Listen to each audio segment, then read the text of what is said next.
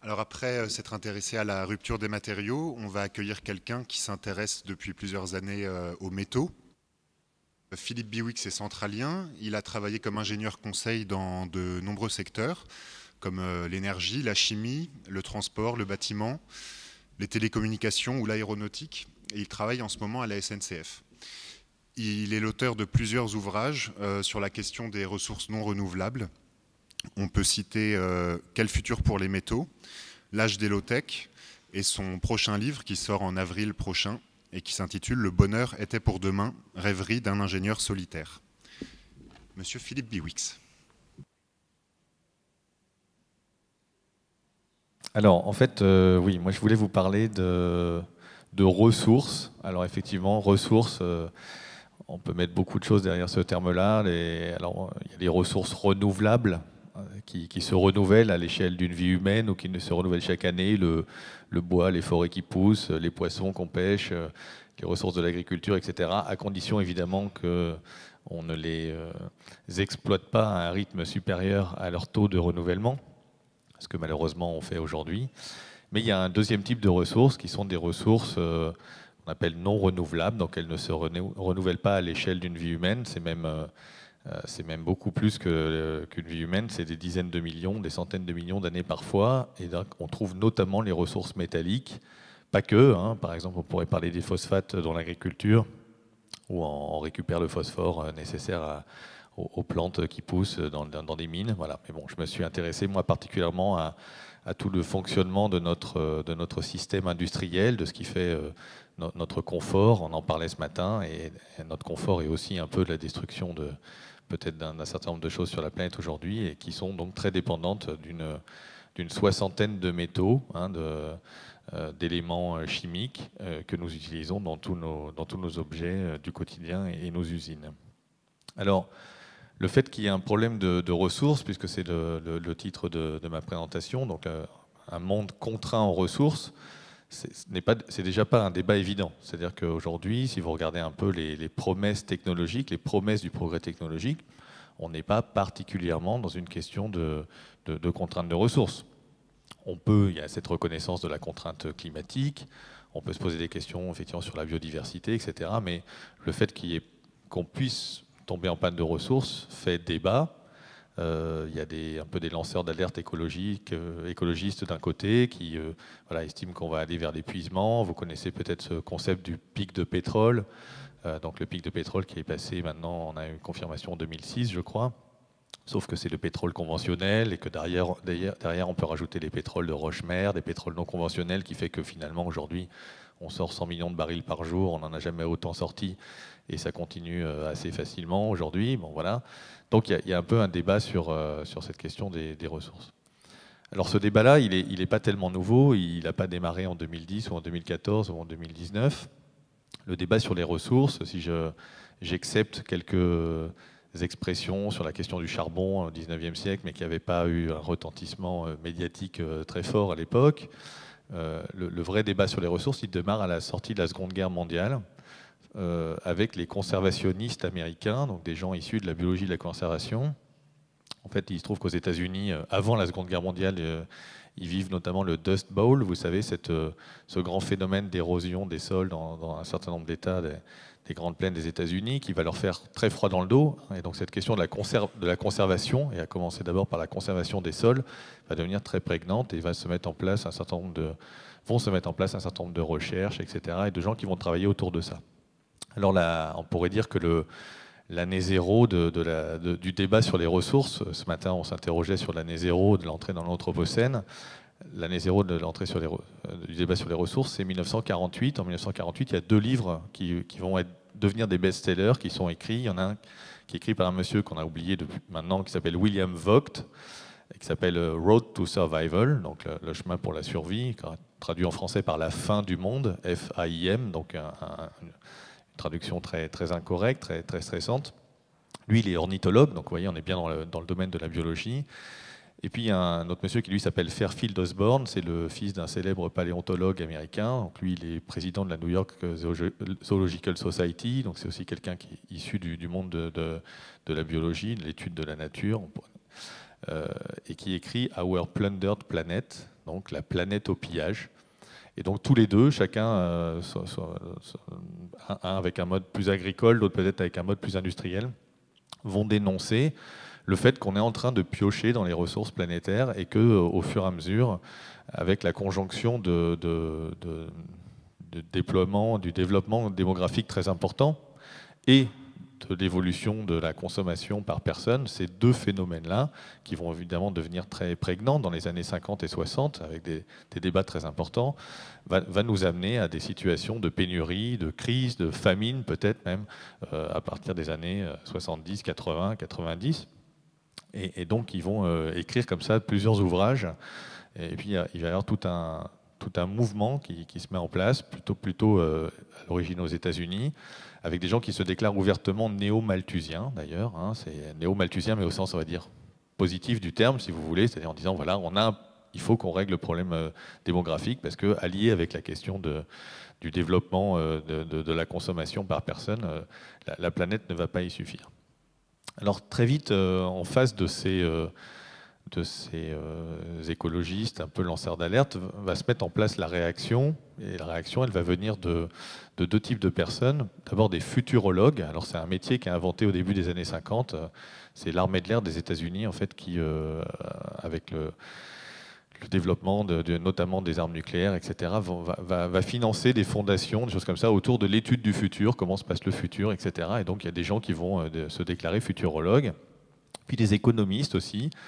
Alors c'est pareil, c'est des noms qu'on a un peu oubliés, mais des gens comme Alvin Toffler, qui a écrit dans les années 70 La troisième vague, des gens comme Herman Kahn, qui projette un livre en 1968 sur l'an 2000, et qui va projeter comme ça toute une série de spéculations techniques et technologiques sur l'avenir. Et là, du coup, eux ne décrivent pas du tout un avenir terrible qui est fait de pénurie de ressources et d'effondrement environnemental ou écologique. Au contraire, ils disent, mais il y a un progrès technologique fou.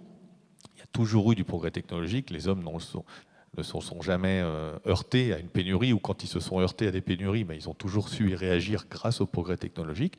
Le fait est que c'est vrai, c'est même encore vrai aujourd'hui. On n'a pas vraiment de situation de pénurie, enfin de pénurie au niveau mondial. Il peut y avoir des inégalités de répartition des ressources, mais il n'y a pas forcément de pénurie de ressources.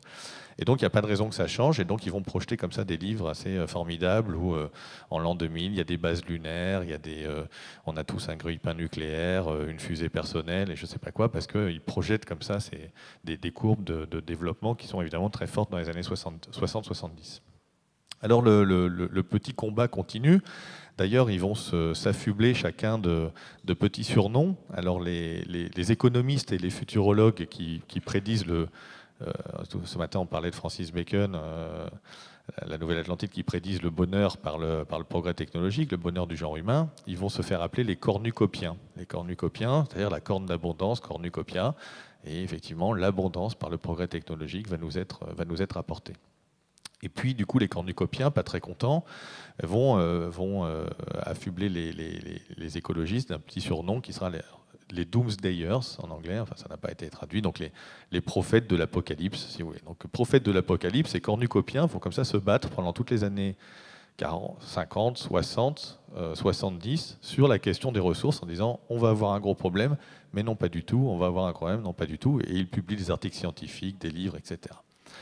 Alors en 1972, il se passe on va dire les Doomsdayers marquent un point, puisqu'il y a ce rapport au Club de Rome, vous savez, cette équipe Meadows, Denis Meadows et son équipe avec Jeff Forrester, qui vont un peu programmer les premiers ordinateurs, faire de la dynamique des systèmes, et montrer, on pourrait dire, alors ce matin on était sur des questions de quelle causalité, quelle vérité scientifique, etc. Mais bon, en tout cas, ils vont essayer de modéliser le mieux possible les choses, et puis voilà, ils vont montrer plus ou moins que, voilà, en gros, la croissance infinie dans un monde fini n'est pas possible, et qu'il y a un moment ou un autre où les courbes de pollution s'envolent. Derrière, du coup, il y a des problèmes de production, de pénurie, etc.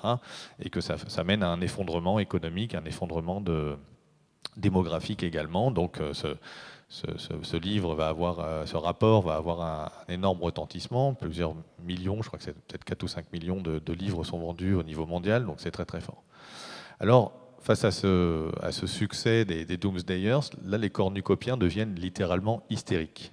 Et ils vont prendre la plume pour réagir à ce rapport, et tout le débat va être autour de la question de l'innovation, justement de l'innovation technologique, du progrès technologique, et les défenseurs du progrès technologique vont expliquer dans des rapports, dans des papiers scientifiques, le fait que l'équipe Midos s'est trompée, et le paramètre sur lequel ils se sont trompés, c'est justement cette question du progrès, et le fait qu'en réalité, on peut faire mieux, faire plus, faire de la croissance, faire de l'augmentation du confort, de la production, avec moins de ressources, et que donc, du coup, ces équations qui ont été introduites dans les machines sont absolument nulles et non avenues. Et le fait est, par exemple, vous avez quelqu'un comme Buckminster Fuller, je ne sais pas si vous connaissez ce monsieur, assez truculent, qui était architecte et qui est l'inventeur des dômes géodésiques, vous savez, dans les années 40-50. Et lui parlait alors aujourd'hui on parlerait de dématérialisation, lui il parlait d'éphéméralisation, c'est-à-dire le fait que de plus en plus on arrive à rendre des services avec de moins en moins de ressources. Et ce monsieur prenait l'exemple dès les années 30 du télégraphe avec des câbles de cuivre, vous voyez, très matériels, qui étaient remplacés par les ondes radio, et donc on permettait d'avoir de plus en plus de messages qu'on se transmettait sans avoir la partie matérielle. Alors donc les cornucopiens contre-attaquent, et puis donc il y a notamment un monsieur qui s'appelle William Nordhaus, et qui en 1975, je crois, publie un papier, un très long papier, une cinquantaine de pages, avec plein d'équations économiques, et qui introduit dans ces équations économiques un concept qui est la backstop technology. Alors c'est un peu intraduisible, on dirait en français, on dirait la technologie qui tue. Donc c'est une technologie qu'on n'a pas encore inventée, mais qu'on va inventer, que l'humanité va inventer, et qui est une énergie infinie, puisante dans une ressource infinie et totalement propre. D'accord ? La backstop, bon, c'est normal que ça s'appelle la backstop technologie, vous voyez. Et donc, en fait, qu'est-ce qu'il dit ? Il dit qu'une fois qu'on aura inventé ça, eh ben, il n'y a plus de problème, on pourra faire de la croissance infinie, parce que on aura une énergie infinie et tout va bien. Alors, vous voyez, c'est un petit peu tautologique, quoi, mais c'est quand même un papier très très sérieux. Et pour la petite histoire, ce monsieur William Nordhaus, il a eu le prix dit Nobel d'économie l'année dernière, et pour ses travaux ultérieurs sur la question de la croissance verte et du CO2. Donc vous voyez, on est dans de bonnes mains pour construire le modèle économique de demain, avec ce monsieur, qui est donc un cornucopien absolument invétéré. Alors, on peut critiquer et se moquer un petit peu 40 ou 45 ans plus tard. En fait, cette backstop technology à laquelle il se réfère au milieu des années 70, tout le monde avait en tête la fusion nucléaire, en fait. Donc cette fusion nucléaire, ça devait être cette énergie infinie qui allait être totalement propre et qui allait puiser dans une énergie, dans une ressource infinie, puisque c'était quelque part les molécules d'eau qu'il suffisait de trier intelligemment. Alors évidemment, on sait depuis ce qu'il est advenu de la question de la fusion. Alors il y en a d'autres, il y a des gens que maintenant la postérité va sans doute oublier assez vite, mais un monsieur comme Julian Simon, qui est un économiste lui aussi, et je trouve c'est intéressant de noter parce qu'il essaye de mettre fin au débat démographique, parce que ce débat démographique, il existe encore à ce moment-là. Et lui, il écrit un livre en 1980 qui n'a pas été traduit en français, qui s'appelle The Ultimate Resource, la ressource ultime, qui est un clin d'œil en fait à la notion géologique de ressource ultime, vous savez, c'est-à-dire en gros la dernière gramme au kilo, je ne sais pas, ou tonne d'une ressource, d'un métal que je peux aller récupérer dans une mine. Et en fait, la ressource ultime, quand on lit le livre, c'est l'homme. Enfin, l'homme ou la femme, c'est l'être humain. C'est-à-dire qu'en gros, il écrit que plus on sera nombreux, et plus on sera heureux. Et pourquoi plus on sera nombreux, plus on sera heureux ? Parce qu'en fait, plus on sera nombreux, plus il y aura de chercheurs, plus il y aura d'ingénieurs, plus il y aura de techniciens, plus il y aura je ne sais pas quoi, qui vont inventer de plus en plus de choses, qui vont nous permettre à chaque fois de repousser la pénurie. Donc, on sera de plus en plus heureux. D'accord ? Et pour la petite histoire, ce Julian Simon, qui est vraiment sûr de lui, il propose un pari aux cornucopiens en 1980. Il est mort quelques années plus tard. Non, il est mort une dizaine d'années plus tard. Mais il propose un pari. En fait, il dit, moi, je suis prêt à prendre n'importe... Vous dites qu'il va y avoir une pénurie de ressources. OK. Eh bien, moi, je suis prêt à prendre le pari. Vous prenez n'importe quelle ressource et n'importe quel terme dans le futur, et je vous parie que cette ressource sera moins chère dans le futur. Qui veut prendre le pari avec moi ? Alors, il y a un monsieur qui relève le pari, il s'appelle Paul Ehrlich.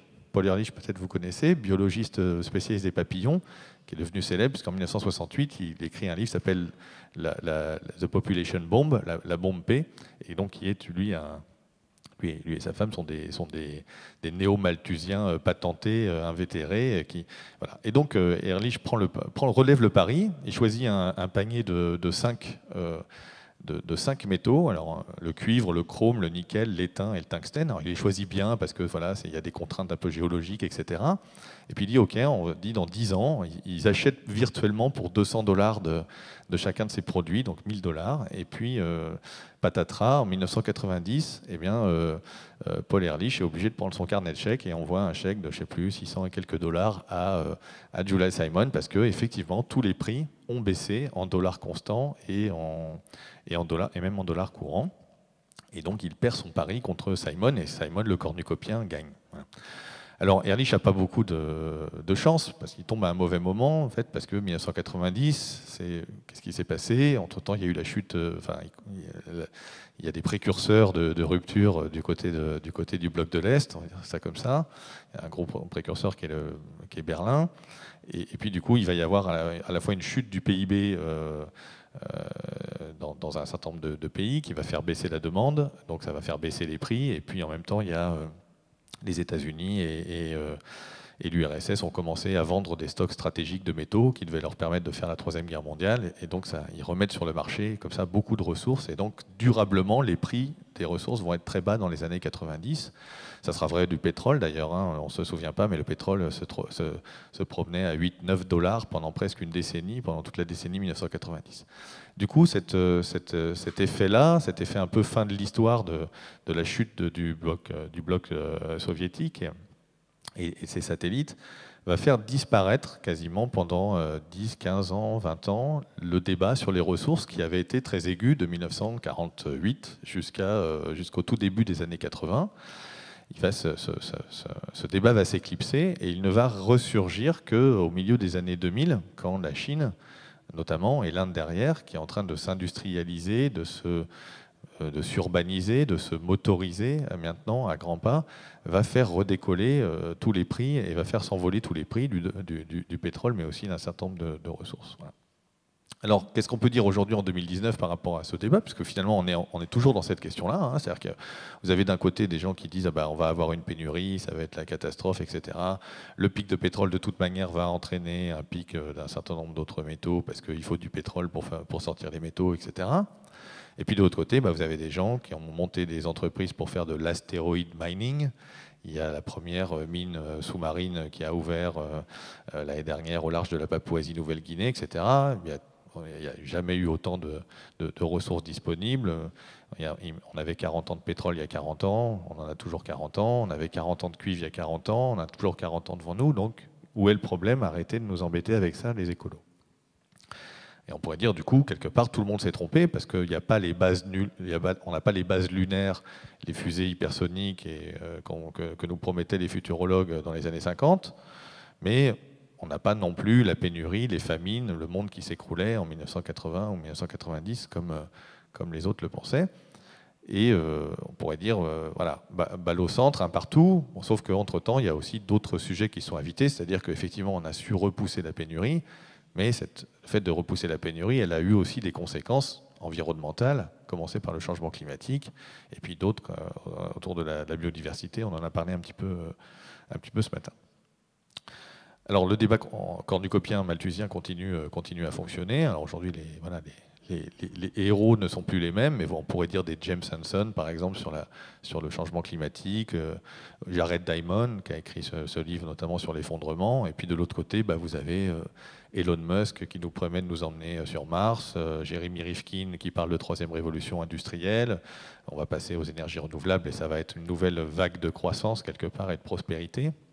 Et même de gratuité. Son dernier livre explique que quasiment tout sera gratuit, sur le concept de dire une fois que j'ai installé mon panneau solaire quelque part, mon électricité devient gratuite puisque la source est gratuite.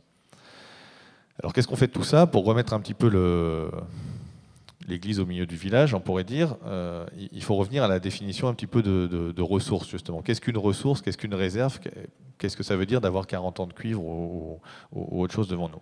En fait, c'est une notion très difficile et très mouvante dans le temps, parce que ce qu'on appelle une réserve minière, ça marche pour le pétrole, ça marche pour les métaux, ça marche pour le gaz, pour le charbon, C'est une ressource qu'on a identifiée géologiquement et qu'on peut produire avec la technologie actuelle et avec le prix actuel. C'est-à-dire que ce qu'on va mettre pour aller le chercher, on va pouvoir le vendre sur le marché. Effectivement, on ne va pas produire à perte.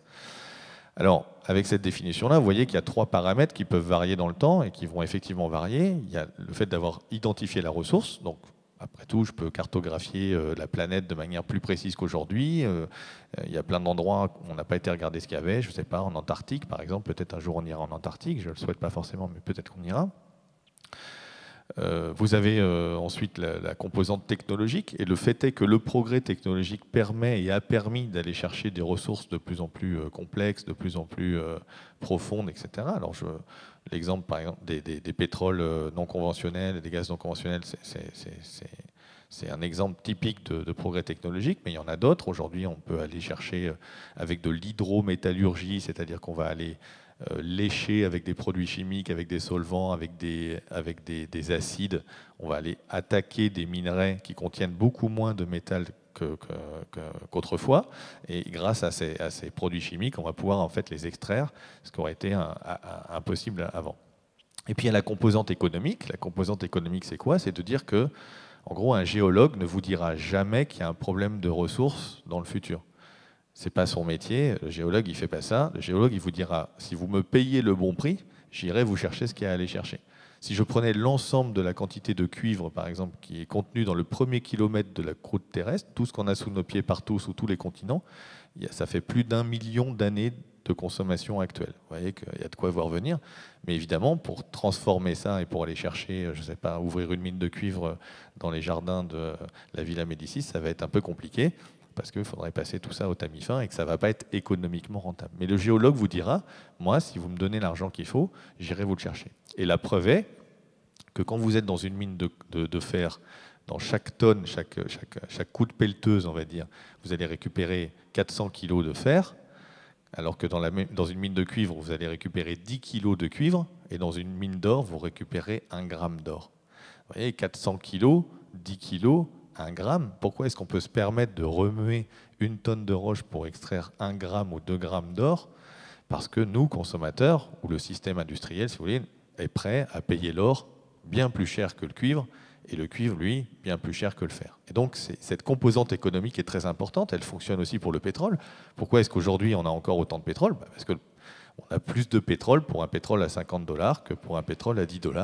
Et si le pétrole montait à 150 $, on aurait beaucoup, beaucoup de pétrole, et largement plus, malheureusement, que ce que la planète peut absorber en termes de capacité de régulation climatique. Alors, une fois qu'on a dit ça, du coup, il manque quand même une composante qui est très embêtante, et c'est celle-là que moi j'ai essayé de faire remonter, c'est le fait que,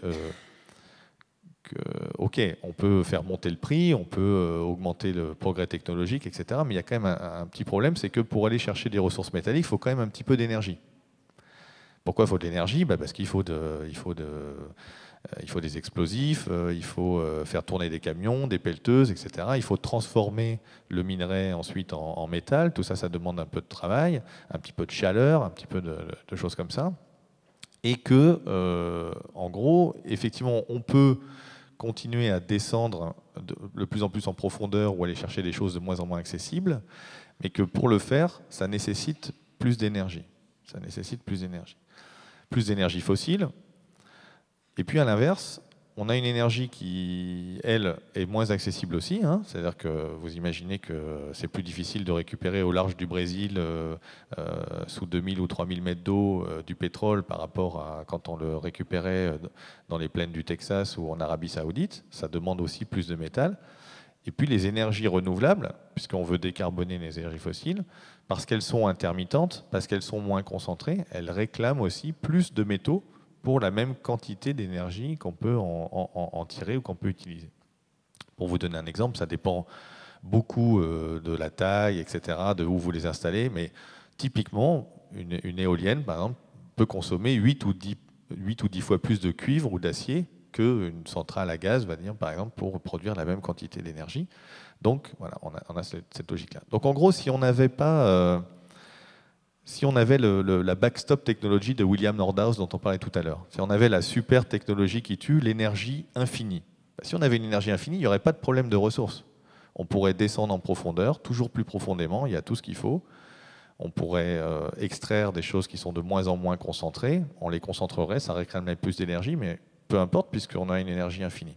Le problème, c'est qu'on n'a pas une énergie infinie. Et puis à l'inverse, si on n'avait pas de problème de ressources, on n'aurait pas non plus de difficulté à décarboner l'énergie et faire un monde à la Jérémy Rifkin où on installerait des panneaux solaires partout, des hydroliennes, des éoliennes, des smart grids, vous savez, ces réseaux intelligents qui vont permettre d'équilibrer la demande et l'offre, puisque l'offre elle est très intermittente et puis la demande elle est variable, donc il faut rajouter des batteries, il faut rajouter plein de choses. Si on n'a pas de problème de ressources, on peut faire ce monde à la Jérémy Rifkin. Mais on a aussi un problème de ressources. Et donc vous voyez, comme ça, on a ces deux sujets qui sont un peu systémiques, qui interagissent un petit peu entre eux, avec une énergie qui est de moins en moins concentrée, de moins en moins accessible et qui réclame de plus en plus de métaux, et puis de l'autre côté, des métaux qui, eux, sont aussi de moins en moins accessibles, de moins en moins concentrés et qui réclament plus d'énergie. Et donc, on a une espèce de cercle vicieux un peu embêtant. Alors, est-ce que ce cercle vicieux nous mène au Big Crunch en l'an 2030 ou en l'an 2300? J'en sais rien. Ce qui est sûr, c'est que on rentre dans un régime un peu... on y est toujours, on n'en est jamais sorti, un régime extractiviste, de plus en plus violent, parce qu'effectivement, il faut aller récupérer des ressources nécessaires pour produire ou remplacer nos systèmes énergétiques, entre autres, et puis tous les objets qu'on consomme. Et à l'inverse, on a des mines aussi de plus en plus grosses qui réclament de plus en plus d'énergie, qui sont de plus en plus émettrices de CO2. Et donc, c'est pas pour rien qu'on a peut-être de plus en plus ces mouvements de lutte ou de réaction contre l'ouverture de nouvelles mines, que ce soit au nord ou au sud.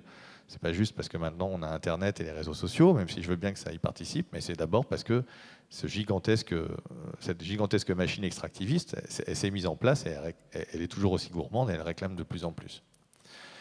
Voilà. Alors une fois qu'on a dit ça, il y a une légère entorse, c'est-à-dire que j'ai essayé de vous expliquer que c'était toute cette composante minière, que ce soit le pétrole, les métaux, tout ça, ça marchait pareil, c'est la même définition, c'est la même logique, ça se récupère presque de la même manière. D'ailleurs, les modèles offshore du pétrole sont en train de passer sur des modèles offshore peut-être minéraliers demain.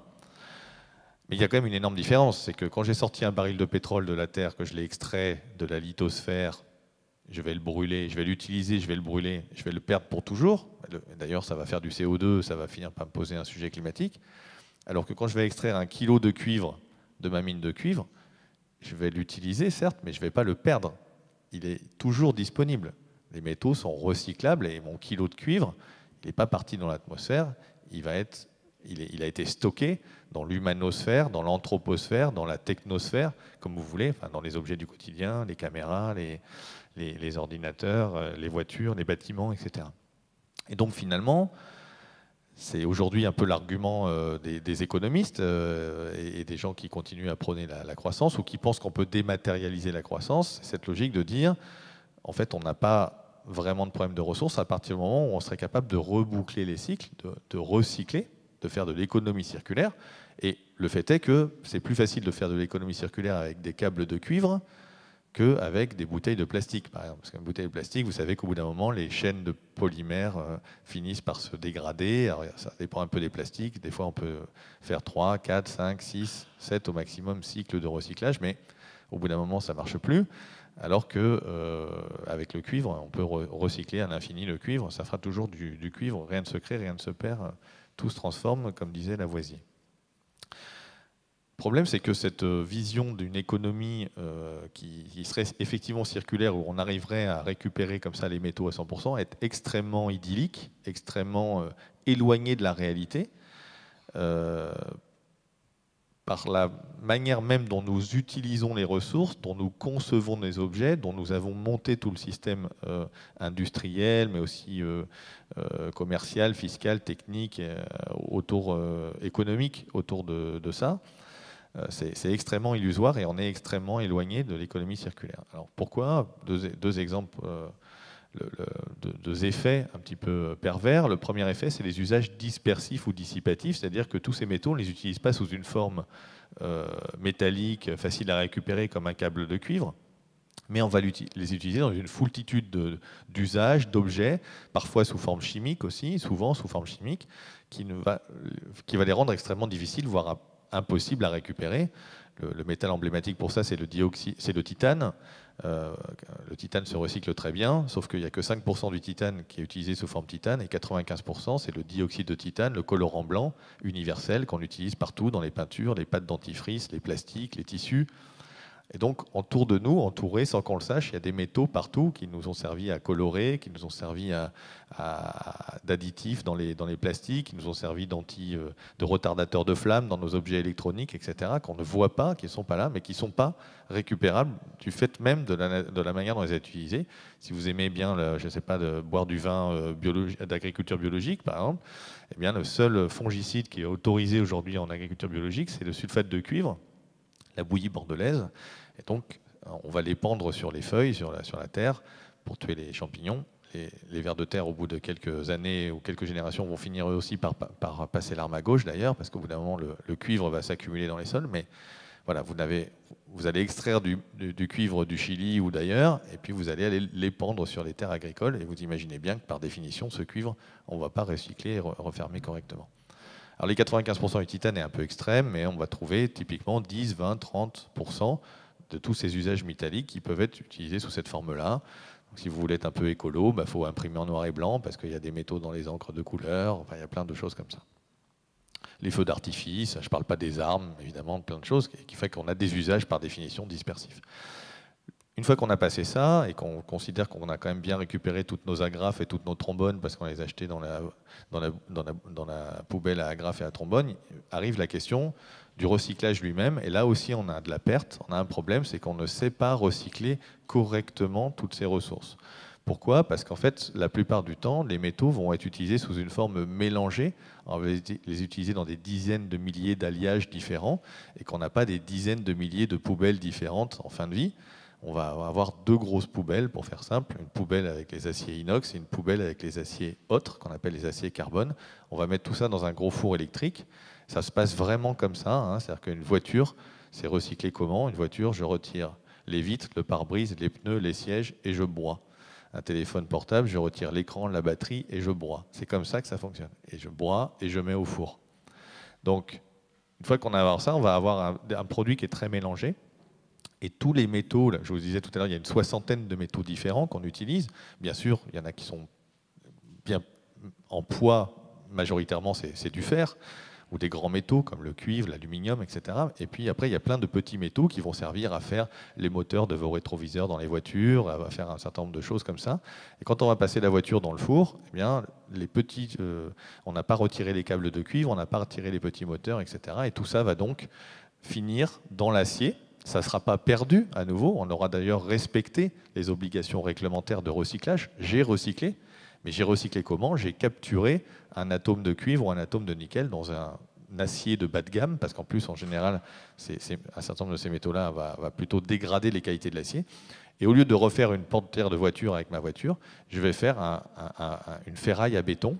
Je vais faire des choses qui sont utilisées comme armature dans le secteur du bâtiment, où là, on peut avoir des aciers de plutôt mauvaise qualité.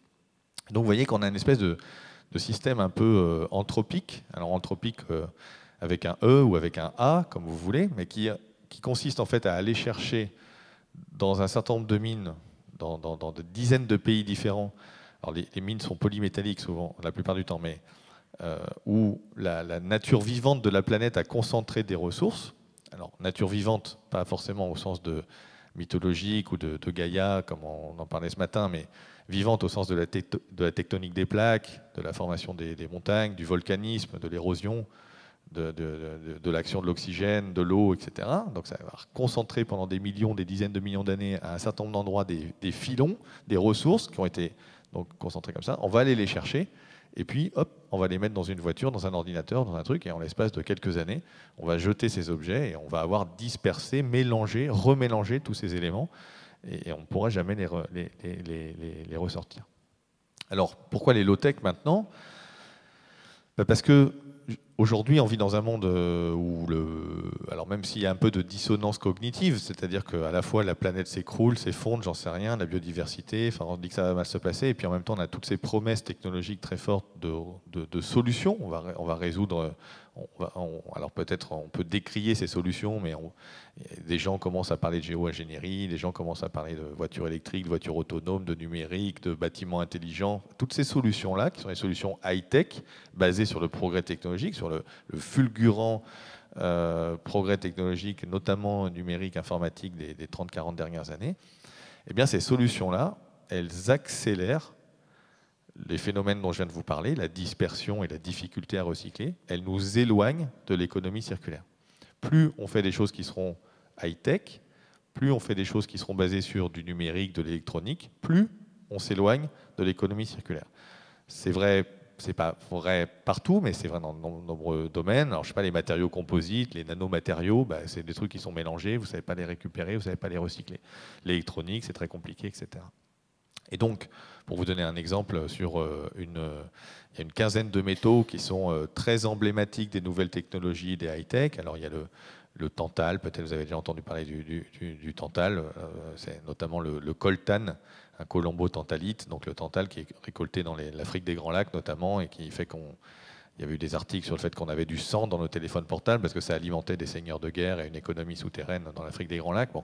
Donc le tantal qui sert dans les microcondensateurs, toutes les terres rares, l'indium qui sert dans les écrans plats, le seul produit qu'on a trouvé qui est à la fois transparent et conducteur, donc qui permet de savoir que vous touchez votre écran, c'est l'oxyde d'indium éteint.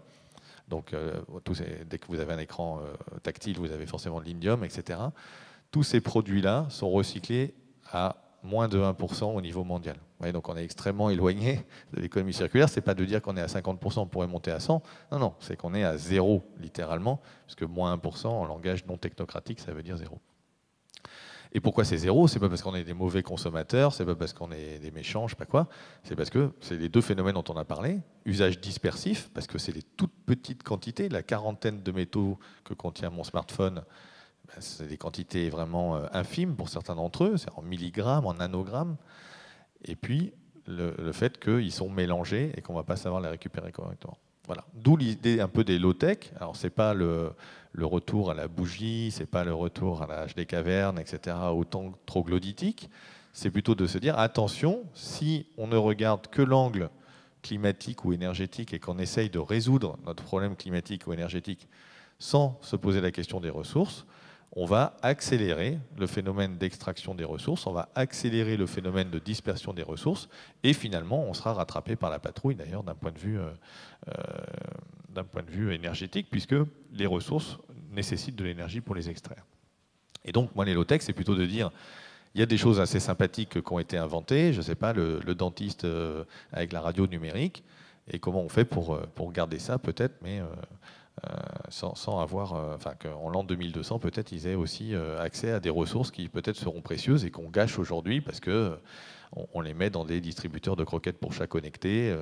C'est le distributeur qui est connecté, pas le chat, avec des dispositifs de reconnaissance faciale, par exemple, pour ne pas nourrir tous les chats du quartier, parce qu'il ne faut pas quand même déconner. Bon. Donc, alors du coup, moi, je ne sais pas combien de temps il me reste, pas longtemps, un quart d'heure, 10 minutes peut-être. Voilà, faites-moi des grands signes. Hein, c'est ça, c'est bien.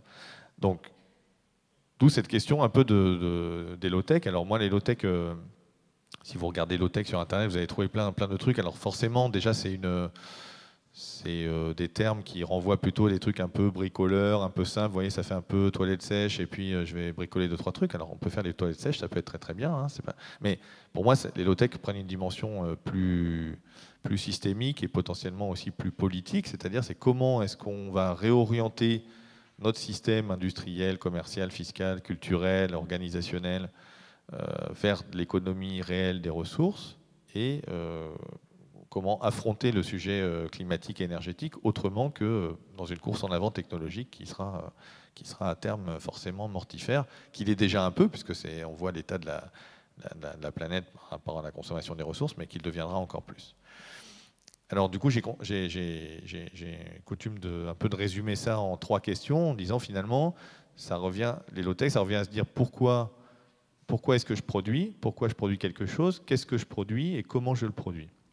Pourquoi, quoi, comment? Pourquoi je le produis? C'est de se poser la question finalement, de se dire, OK, on n'a pas de solution technologique qui boucle correctement avec la question des ressources, qui permettent de maintenir le niveau de gabegie énergétique et de consommation actuelle.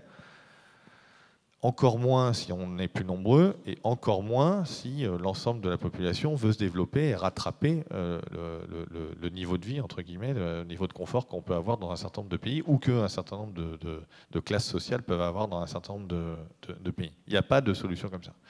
Donc le meilleur kilowattheure ou la meilleure ressource, c'est celle que je n'ai pas utilisée, c'est celle que je n'ai pas consommée. Et donc ça ouvre la question, cette question du pourquoi, c'est la question de la sobriété. Alors sobriété, il faut faire, là aussi, les définitions ne sont pas évidentes parce qu'on peut parler parfois on parle de sobriété, mais en fait c'est plutôt de l'efficacité plutôt que de la sobriété. Alors, je vais vous prendre un exemple. Dans ce bâtiment, on pourrait dire si j'isole le bâtiment, alors peut-être les architectes de Rome ne seront pas d'accord, ou peut-être même les pensionnaires, je ne sais pas, je mets un bardage par l'extérieur avec une isolation extérieure, avec un, vous voyez, et je vais pouvoir faire de l'efficacité, c'est-à-dire je vais pouvoir chauffer autant mon bâtiment, autant qu'aujourd'hui, mais en consommant moins d'énergie, en émettant moins de CO2.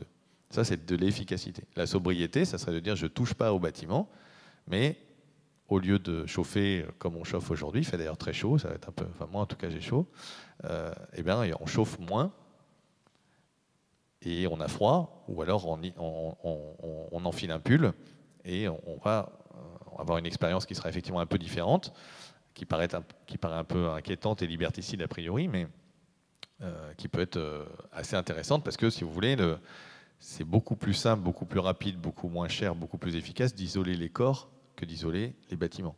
Si on veut isoler les bâtiments, c'est très bien d'isoler les bâtiments, il faut faire les grands programmes de rénovation thermique, mais si on suit le rythme qu'on n'arrive déjà pas à suivre aujourd'hui, il faut un siècle pour rénover l'ensemble des bâtiments dans un pays comme la France. On n'a pas un siècle pour réagir au changement climatique. Donc qu'est-ce qu'on fait? Comment on peut faire plus vite? Alors, cette histoire du pull vert, il faut savoir que dans les années 70, après le premier choc pétrolier, à la télévision publique, il y avait des pubs avec votre pull vert, le meilleur outil anti-gaspi. C'était la puissance publique qui finançait des messages comme ça. Donc aujourd'hui, peut-être, on a eu ce décalage du point de référence, le shifting baseline dont parlait Virginie ce matin, sur le confort, etc. Mais voilà, dans les années 70, qui n'étaient pas des années particulièrement liberticides de mémoire, on était plutôt avec des températures qui n'étaient peut-être pas de 22 ou 23 degrés en plein hiver, sous prétexte qu'on a des enfants en bas âge et qui risquent d'attraper un rhume. Enfin, en tout cas, disons, pour la majorité des personnes. Alors après, on peut appliquer cette sobriété à plein de choses. C'est sur tout le monde du jetable, tout le monde de l'emballage, donc l'intérêt des mouvements zéro déchet, par exemple des circuits courts qui permettent de réduire ça, les recycleries, ressourceries. Voilà. Dans le domaine des transports, il faut supprimer la voiture. La voiture il n'y a pas de civilisation techniquement soutenable et durable qui soit basée sur la voiture. C'est impossible de maintenir un système comme ça, même 1 milliard de voitures. Et si on passe à 2 ou je sais pas quoi, ça sera encore plus compliqué. Il faut savoir que même si une voiture était propre au niveau énergétique, ce qu'elle ne peut pas être évidemment, même si elle était propre au niveau des ressources, ce qu'elle ne peut pas être, comme je viens de vous l'expliquer, même s'il était entièrement propre et entièrement recyclable et recyclé, il resterait encore les microplastiques qui sont émis par l'usure des pneus et des peintures routières. C'est vrai qu'un tiers des microplastiques qui se retrouvent dans l'océan, on est en train de parler de millions de tonnes, c'est l'usure des pneus de voitures et des peintures routières. Je parle des microplastiques primaires, pas des microplastiques secondaires, ce n'est pas ceux qui sont liés à la dégradation des macroplastiques qu'on finit dans la mer, mais les microplastiques primaires. Voilà. Donc c'est rouler, plus vos pneus sont larges et plus vous polluez les océans, sans même parler de la question du pétrole, sans même parler de la question de la production métallique. Donc vous voyez que c'est un sujet. Alors, on ne peut pas tous passer demain matin, sans doute, au vélo, parce qu'on s'est basé sur sur le fonctionnalisme et la séparation voilà, c'est très compliqué. Aujourd'hui, on l'a bien vu avec le débat autour de la taxe carbone, du diesel, des gilets jaunes, etc. Il ne s'agit pas forcément de violenter les gens qui n'ont pas d'autre choix aujourd'hui que prendre la voiture pour fonctionner et pour avoir accès aux services et à leur travail. Mais il faut amorcer une sortie de la civilisation de la voiture. Et un modèle assez simple pour le faire, c'est juste de réduire le poids et la vitesse maximum des voitures. Et si la vitesse maximum en irrite certains, on a vu le débat sur passant de 90 km/h à 80 km/h par exemple, ben c'est pas grave, on peut faire d'abord la réduction du poids. Et c'est pas du tout liberticide, c'est pas du tout un problème, c'est réglementaire. J'ai pas le droit de rouler avec un char d'assaut, même si je peux me payer un char d'assaut, je peux pas me promener avec un char d'assaut dans les rues de Rome. Pourtant, j'adorerais, mais je le ferai pas parce que c'est interdit. Donc c'est liberticide, bah oui, c'est le principe. C'est la puissance publique, la liberté des uns s'arrête là où commencent les autres. On pourrait très bien décider que la plus grosse voiture fait 1 tonne, et puis dans 3 ans, la plus grosse voiture fera 950 kg, et 3 ans plus tard, et on va arriver vers des sortes de pots de yaourt qui permettront à des gens à mobilité réduite, qui ne peuvent plus peut-être enfourcher un vélo, de se déplacer, qui permettront de faire 40-50 km, qui finiront par rejoindre un continuum de tout ce qui se passe dans les innovations autour du vélo, avec les vélos qui permettent de déménager, de déposer les enfants à l'école, de faire des kilomètres parce que c'est des vélos couchés, que sais-je, des vélos assistance électrique ou autre. Voilà. Donc c'est ce genre de choses qu'il faut faire. On peut ouvrir la boîte de Pandore, la sobriété, partout, tout le temps. Où est-ce qu'on peut économiser, où est-ce qu'on peut réutiliser. Voilà. Deuxième question, c'est la question du quoi. C'est-à-dire qu'une fois qu'on a décidé de ne pas forcément se passer tout de suite de la machine à laver, peut-être à terme on peut se passer de la machine à laver, mais ça demandera à revoir un certain nombre de référentiels culturels autour des odeurs ou autre, je ne sais pas. Imaginons qu'on garde la voiture à laver et puis que peut-être le retour au lavoir serait furieusement genré, au moins dans un premier temps, j'en sais rien, donc évitons-le. On veut garder la machine à laver. À ce moment-là, c'est la question du quoi, c'est-à-dire de l'éco-conception. Comment est-ce qu'on peut faire pour que voilà, cette machine soit la plus durable possible, la plus réparable possible, la plus modulaire possible, en fin de vie soit facile à démanteler, récupérer des pièces, etc., faire du remanufacturing, ce genre de choses-là, et puis qu'ensuite, derrière, on puisse, in fine, s'il faut recycler sans perte de matière, parce qu'on n'a pas fait des incompatibilités de métallurgiques ou autres. Alors là, ça vient sur plusieurs choses. D'abord, il y a de l'éco-conception, c'est déjà des méthodologies qui ont démarré, qui commencent à exister.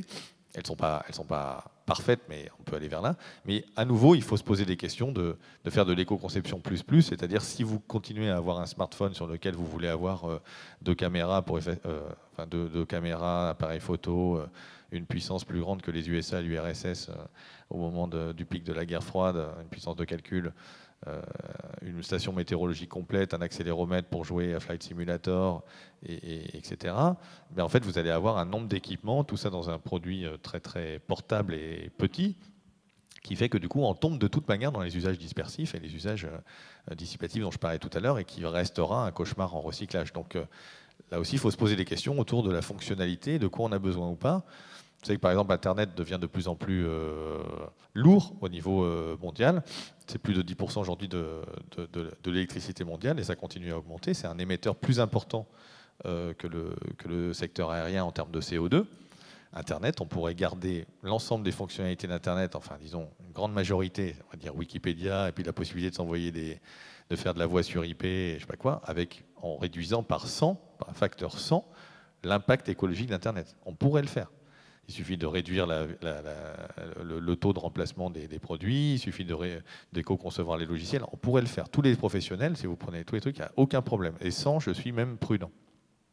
Le problème, c'est que pour faire ça, ça demande quand même à revoir un petit peu le cahier des charges. C'est-à-dire qu'aujourd'hui, vous avez des data centers qui redondent, qui doublent, qui triplent toutes les données stockées, par exemple, parce que c'est pas possible à un moment que Amazon se permette de tomber pendant 5 minutes. C'est pas possible. Donc du coup, on va doubler, tripler les équipements, etc., etc. Le temps réel, le fait d'être en portabilité permanente, etc. Il y a plein de phénomènes qui fait que du coup, on n'ira pas vers ça. Mais on pourrait, en théorie, le faire à condition de raboter aux bons endroits, aux endroits intelligents.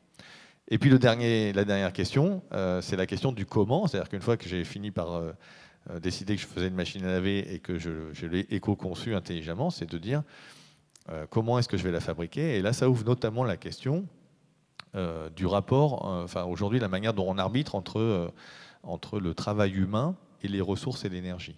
En fait, aujourd'hui, on vit toujours dans un paradigme du 19e siècle. Le paradigme du 19e siècle, en gros, c'est les ressources sont gratuites.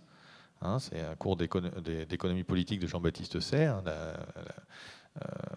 en 1825, les ressources sont gratuites, et donc elles sont d'ailleurs infinies, inépuisables, parce que sinon elles ne seraient pas gratuites. Et en fait, les ressources ne valent que le capital et le travail nécessaires pour les extraire. et éventuellement une rente du propriétaire du lieu, mais c'est tout. Alors que le travail humain, au 19e siècle, c'est un peu compliqué à mobiliser, c'est chiant, il faut les amener des campagnes dans les fabriques, des fois ça fait un peu la grève, etc., dans les manufactures. Et donc, depuis le 19e siècle, on est dans la recherche permanente de productivité. La productivité, c'est quoi? C'est produire la même chose ou produire plus avec moins de travail humain. Au début, ça a permis de réduire la pénibilité. C'est plus facile de creuser une tranchée avec un tractopelle que 30 personnes avec une pelle, certes. Mais aujourd'hui, c'est plus ça. Et pourtant, on continue à rechercher la productivité, on continue à remplacer le travail humain par des machines. C'est demain la nouvelle vague de drones ou de robotisation, c'est les logiciels d'intelligence artificielle, etc. Or, le remplacement du travail humain par ces machines, c'est du remplacement de ressources disponibles, ça s'appelle le chômage ou le temps partiel subi, par des ressources rares, ou coûteuses d'un point de vue environnemental, qui sont les ressources énergétiques et les ressources métalliques. À chaque fois que vous allez remplacer un guichetier ou une personne à l'accueil ou je ne sais pas quoi par une machine ou une borne qui va vous délivrer vos tickets, eh bien vous allez remplacer du travail humain par une perte inexorable de ressources pour les générations futures. Voilà. Et donc comment on fait pour arbitrer ça différemment? Et pour vous donner juste un exemple, on pourrait effectivement réduire les cotisations sur les salaires et augmenter les taxes ou les éco-contributions sur les ressources. Pour vous donner juste un ordre de grandeur, en France, 450 milliards d'euros, ça c'est ce qu'aujourd'hui vous payez entre le coût pour l'entreprise et puis le salaire net des personnes. Et la taxe carbone, avant Gilets jaunes, donc après, je ne sais pas, c'est 4 milliards. Vous voyez, c'est 1%. Donc le climat par rapport au travail humain, on va dire, c'est un rapport de 1 à 100. Voilà, je vous propose d'en rester là, parce qu'après, voilà, on va se décaler. Merci beaucoup.